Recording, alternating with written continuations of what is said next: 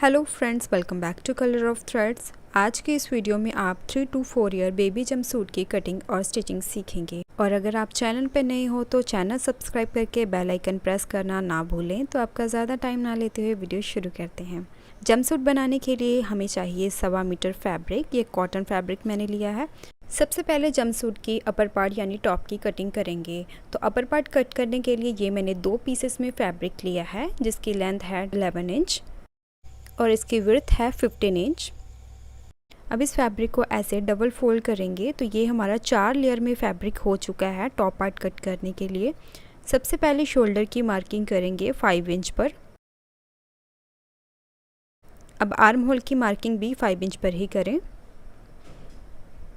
अब इन दोनों मार्किंग को जोड़ते हुए सीधी लाइन ड्रॉ कर दें इस तरह से। फ्रंट आर्म होल की गुलाई देंगे। अब फ्रंट आर्म होल से 1/2 इंच बाहर की तरफ बैक आर्म होल की गुलाई दें। अब नेक के लिए मार्किंग करेंगे तो मैं फ्रंट और बैक नेक सेम रखूँगी। तो यहाँ पर 2 इंच मैंने विड्थ ली है नेक की और लेंथ ली है 3 इंच की। अब यहाँ पर राउंड नेक ड्रॉ कर देंगे। अब साइड से 1 इंच का मार्जिन लेते हुए इस तरह से सीधी लाइन ड्रॉ करें। ये हमारी फिटिंग के लिए मार्किंग आएगी। अब नेक मार्किंग और आर्म होल मार्किंग के ऊपर अपर पार्ट को कट कर दें इस तरह से। ये ऊपर का फ्रंट पार्ट है। फ्रंट आर्म होल की कटिंग हम बाद में कट करेंगे। तो पहले हम लोअर पार्ट यानी प्लाजो की कटिंग कर लेते हैं। तो लोअर पार्ट कट करने के लिए 2 पीसेस में फैब्रिक लिया है और इस फैब्रिक की विड्थ और लेंथ है 20 इंच।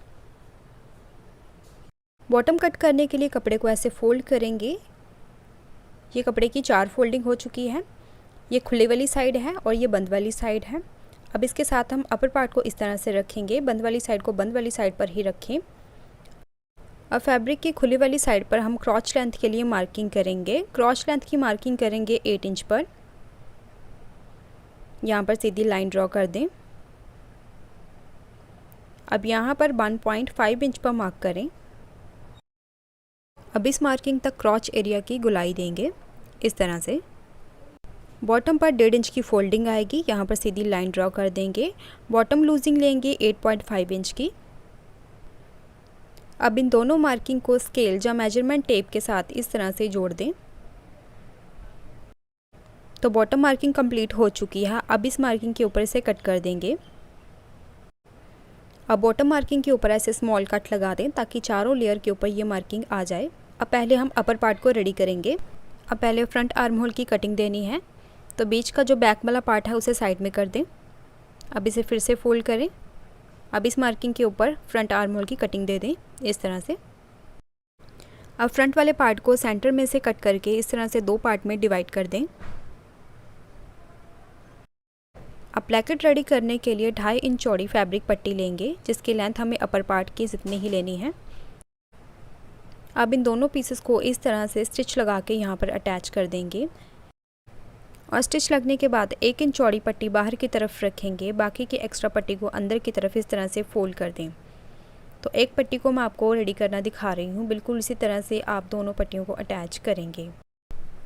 साइड से सिंगल फुट का मार्जिन लेते हुए फैब्रिक पट्टी को अटैच करेंगे। अब इस पट्टी को उल्टी साइड पर फोल्ड कर दें इस तरह से। 1 इंच चौड़ी पट्टी को बाहर की तरफ रखते हुए बाकी की पट्टी को हमने अंदर की तरफ फोल्ड करके स्टिच कर देना है। और बिल्कुल इसी तरह से ही डबल स्टिच लगा के दूसरी साइड की पट्टी को भी अटैच कर दें।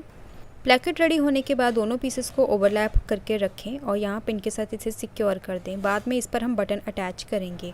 अब बैक पैनल को फ्रंट पैनल के ऊपर रख के यहाँ पर शोल्डर की स्टिचिंग कर देंगे। शोल्डर स्टिच करने के बाद अब इसे ओपन करें। अब नेक और आर्म होल के ऊपर फोल्डिंग पट्टी अटैच करेंगे। तो एक्स्ट्रा फैब्रिक के ऊपर इस तरह से 1 इंच चौड़ी उरेप पट्टियों के लिए मार्किंग करके इसे कट कर दें।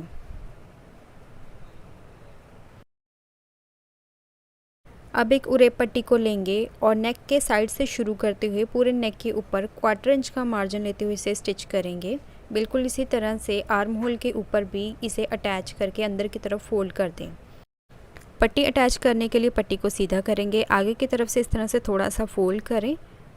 अब एक कॉर्नर से शुरू करते हुए इसे अटैच करेंगे और पट्टी अटैच करते हुए पट्टी को खींचना नहीं है। एक्स्ट्रा पट्टी को कट करने के बाद यहाँ से इसे फोल्ड कर दें। अब पूरी पट्टी के ऊपर इस तरह से छोटे छोटे कट लगाने हैं। पट्टी अटैच होने के बाद पट्टी को उल्टी साइड पर डबल फोल्ड करके इस तरह से स्टिच कर देंगे। नेक के ऊपर आप चाहें तो पाइपिंग भी निकाल सकते हैं। नेक फोल्डिंग के बाद अब आर्म होल के ऊपर भी राइट साइड पर पट्टी को रखते हुए यहाँ पर स्टिच कर दें। स्टिच लगने के बाद पट्टी को अंदर की तरफ डबल फोल्ड करके बिल्कुल किनारे पर स्टिच कर दें।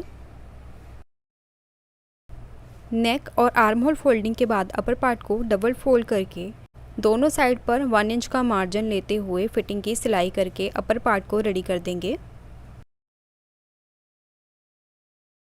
फिटिंग की सिलाई लगने के बाद अपर पार्ट बिल्कुल रेडी है। अब हम लोअर पार्ट को रेडी करेंगे। लोअर पार्ट रेडी करने के लिए सबसे पहले बंद वाली साइड पर स्मॉल कट लगाएं इस तरह से। अब इसे ओपन करेंगे। ओपन करने के बाद ये देखिए ये 2 लेयर है। अब इसी तरह से आसन पर स्टिच करें दोनों साइड पर। आसन की स्टिचिंग के बाद बॉटम पर इस तरह से डबल फोल्ड करके स्टिच करेंगे। तो पहले हम आसन की स्टिचिंग कर लेते हैं।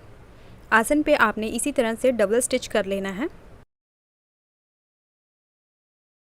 आसन स्टिचिंग के बाद बॉटम पर जो हमने 1.5 इंच का मार्जिन छोड़ा था उसे इस तरह से डबल फोल्ड करके यहाँ पर स्टिच करेंगे।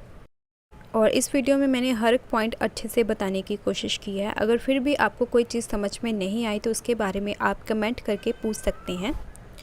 आसन की सिलाई और बॉटम फोल्डिंग होने के बाद बॉटम को इस तरह से खोल के रखेंगे। अब दोनों पल्लों को ऐसे बराबर करते हुए यहाँ पर स्टिच कर देंगे। स्टिच लगने के बाद बॉटम पार्ट बिल्कुल रेडी है। अब इसे अपर पार्ट के साथ अटैच करेंगे। इसके लिए लोअर पार्ट की जो बंद वाली साइड पर हमने स्मॉल कट लगाया था उस कट को अपर पार्ट की साइड स्टिचिंग के साथ इस तरह से मिला लें।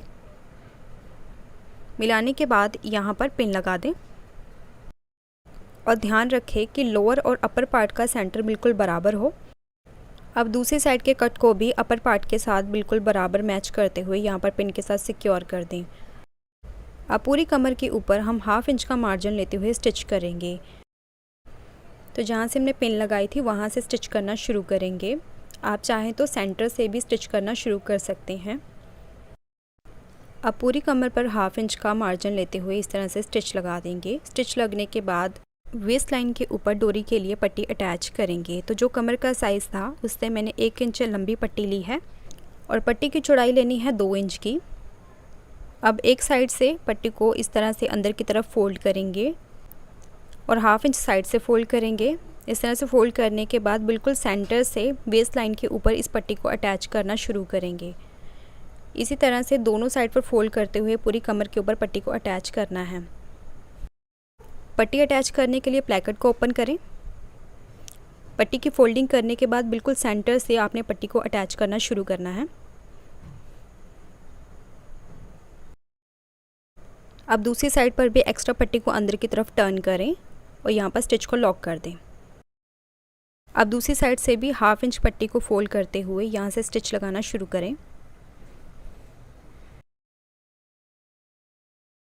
पट्टी लगने के बाद क्योंकि फैब्रिक के ऊपर छोटी छोटी वाइट प्रिंटिंग है तो मैंने वाइट कलर की डोरी रेडी की है। आप चाहे तो सेम कलर की भी डोरी रेडी कर सकते हैं। डोरी रेडी करने का वीडियो मैं पहले ही अपने चैनल पर शेयर कर चुकी हूँ। लिंक मैं डिस्क्रिप्शन में दे दूँगी, वहाँ पर क्लिक करके आप वीडियो को देख सकते हैं। अब डोरी को सेफ्टी पिन की मदद से इस फोल्डिंग में फिल कर देंगे। और वीडियो अगर आपको थोड़ी सी भी अच्छी लगती है तो लाइक ज़रूर कर दिया करें। अब कमर से डोरी को जितना चाहे खींच के यहाँ पर फिटिंग दे सकते हैं। अब डोरी को यहाँ पर टाई कर देंगे। अब डोरी पर फैब्रिक लटकन रेडी करेंगे। लटकन के लिए 2 इंच चौड़ा और 3 इंच लंबा फैब्रिक लेंगे। फैब्रिक की सीधी साइड पर डोरी को बीच में रखते हुए इस तरह से फोल्ड करना है। अब यहाँ पर साइड पर स्टिच कर देंगे। सीधा करने के बाद नीचे से इस तरह से गोलाई में कट कर दें। इसी तरह से दूसरी साइड पर भी लटकन को रेडी कर दें। दोनों लटकन रेडी होने के बाद प्लेकेट के ऊपर नीचे वाली साइड पर मैं बटन अटैच करूंगी और ऊपर वाली साइड पर कांच रेडी करेंगे। आप चाहे तो यहाँ पर प्रेसिंग बटन का यूज़ भी कर सकते हैं। आप चाहे तो अपर पार्ट के ऊपर लेस के साथ और भी डिज़ाइनिंग कर सकते हैं और साइड में फैब्रिक या लेस के साथ फ्लावर्स रेडी करके भी यहाँ पर लगा सकते हैं। तो इस तरह से ये हमारा जंपसूट बनके पूरी तरह से रेडी है। आज का ये वीडियो आपको कैसा लगा लाइक और शेयर करके ज़रूर बताएं। तो मिलते हैं नेक्स्ट वीडियो में, तब तक के लिए बाय बाय।